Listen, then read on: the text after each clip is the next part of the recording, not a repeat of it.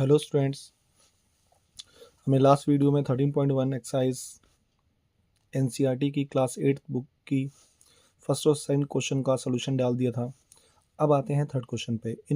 आइए इस क्वेश्चन को पहले समझते हैं। In question second above, if one part of red pigment requires 75 ml of base, how much red pigment should be mix with 1800 ml of base. Question क्या कह रहा है कि अगर वन रेड पिगमेंट में एक पार्ट है रेड पिगमेंट का, उसमें 75 ml बेस रिक्वायर करता है, तो कितना और करेगा वो 1800 ml ऑफ बेस में।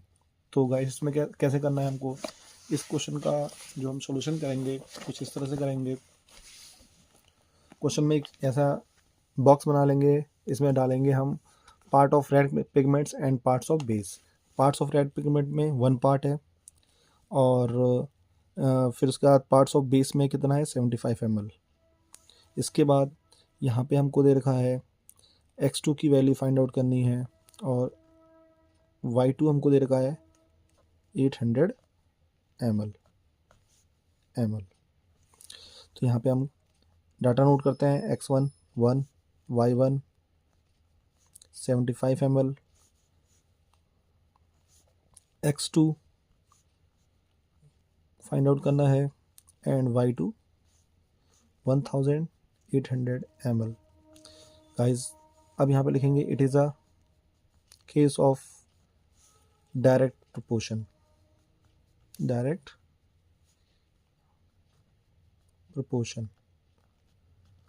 आइए हम थोड़ा सा आपको बेसिक कॉन्सेप्ट बताते हैं कि केस डायरेक्ट प्रोपोर्शन का कैसे हुआ। जब वन पार्ट था तो कितना ml लगा 75 ml। अब हमको पार्ट्स नहीं पता हैं और कितने ml लगे हैं 1800 ml लगे हैं।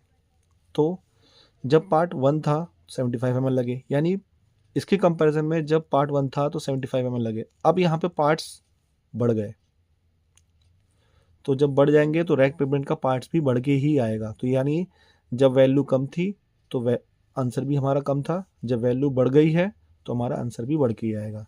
अब यहाँ पे हमको फॉर्मूला लिखना है x1 upon y1 equals to x2 upon y2। हम इसको सॉल्व करते हैं। 1 अपॉन 75 इक्वल्स टू x2 अपॉन 1800। Students cross multiply 1 into 1800 equals to x2 multiply 75।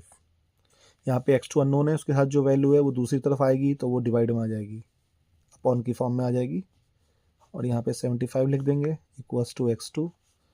अब इसको हमको कट करना है, लोएस्ट फॉर्म में लाना है, तो 5 की टेबल से कट करना शुरू करते हैं।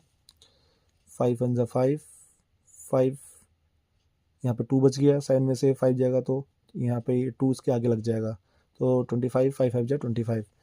यहाँ पे 15 है, 18 है तो 15 आएगा, 5 3 जा 15, 6 3 बच गया, ये 30 हो जाएगा 6 टाइम में, ये आ गया। फिर 5 की टेबल से कट करते हैं इसको, 5 3 जा 5, 5 7 जा 35, 5 2 जा, फिर कट करते हैं और यहाँ पे आ जाएगा आपका 3 2 जा 6 and 4, 24 parts equals to x2 की हमारी ये वैल्यू आ गई। ये गाइस हमारा क्वेश्चन नंबर थर्ड कंप्लीट हो चुका है। अब आते हैं क्वेश्चन नंबर फोर्थ पे। होप करता हूँ क्वेश्चन नंबर थर्ड आपको पूरा विथ सॉल्यूशन, विथ कैसे काटा गया है, कैसे लोएस्ट टर्म में लाया गया है, कैसे वैल्यू सेटअप की गई है, आपको पूरा समझ में आया है। क्वेश्चन नंबर फोर्थ करते हैं। A machine in a soft drink factory fills 840 bottles in 6 hours। Students आप लोग ये क्वेश्चन शुरू करने से पहले एक चीज़ और बताना चाहता हूँ। क्वेश्चन में x1 y1 x2 y2 चाहे डायरेक्ट के क्वेश्चन होंगे या इनवर्स के होंगे, लेकिन यहाँ पे मेन कॉन्सेप्ट ये होता है कि कौन सा, जब आपके एग्जाम में आएगा तो कौन सा क्वेश्चन डायरेक्ट का है और कौन सा क्वेश्चन इनवर्स का है। तो यहाँ पे और क्लेरिफाई करते हैं हम। अ machine in a soft drink factory, machine है किसी सॉफ्ट ड्रिंक फैक्ट्री में, फिल्स भरती है 840 बॉटल्स इन 6 hours। 6 hours में वो 840 बॉटल्स भरती है, मतलब हो सकता है कोक उसमें डाला जा रहा हो, तो इस तरह से वो 840 बॉटल्स 6 hours में भरती है।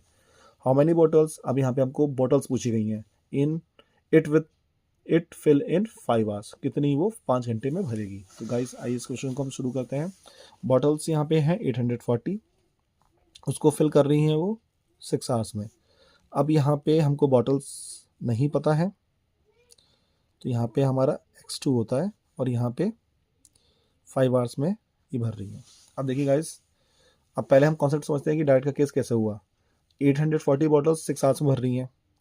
अब पहले के कंपैरिजन में आवर्स हो गए कम, तो बॉटल्स भी क्या होंगी, कम भरेंगी। तो गाइस अब इसमें ऐसा नहीं है कि आपका कम हो रहा है तो इन्वर्स का होगा डाइट, और बढ़ रहा है तो डाइट का केस होगा। जब पहले की वैल्यू, इसमें देखिए डायरेक्टली रिलेशन है, मतलब सीधा संबंध है कि भाई जब 6 आवर्स थे तो बॉटल्स 840 बॉटल्स भर रहा था वो, और फिर पहले के कंपैरिजन में आवर्स हो गए कम, घंटे हो गए कम, तो बॉटल्स भी अब कम भरेंगी। तो ये भी केस आपका डाइट का ही होता है। तो हम फिर हमारा जैसे हमने सारे क्वेश्चंस किए हैं, डाटा नोट करते हैं। x1 equals to 840, y1 equals to 6 hours, और x2 हमको फाइंड आउट करना है, क्वेश्चन मार्क लगाएंगे। y2 हमारा है 5 आवर्स। अब यहाँ पे मेंशन करेंगे it is a case of direct proportion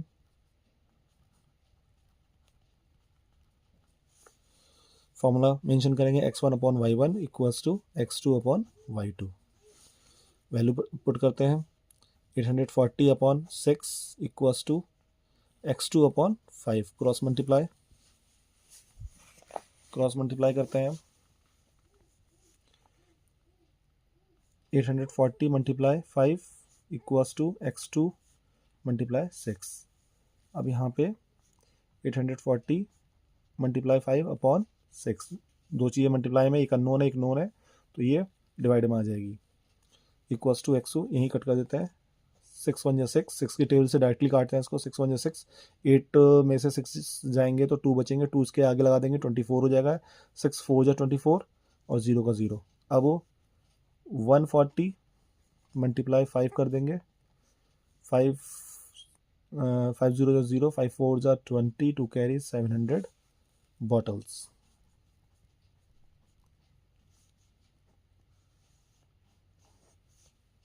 700 bottles, ये आपका आंसर आ गया। सो गाइस, हम उम्मीद करते हैं कि आप लोगों को ये पूरा क्वेश्चन क्लियर हुआ होगा। अब हम क्वेश्चन नंबर 5 एंड 6 का पार्ट जो है नेक्स्ट वीडियो में देखेंगे। Thank you guys.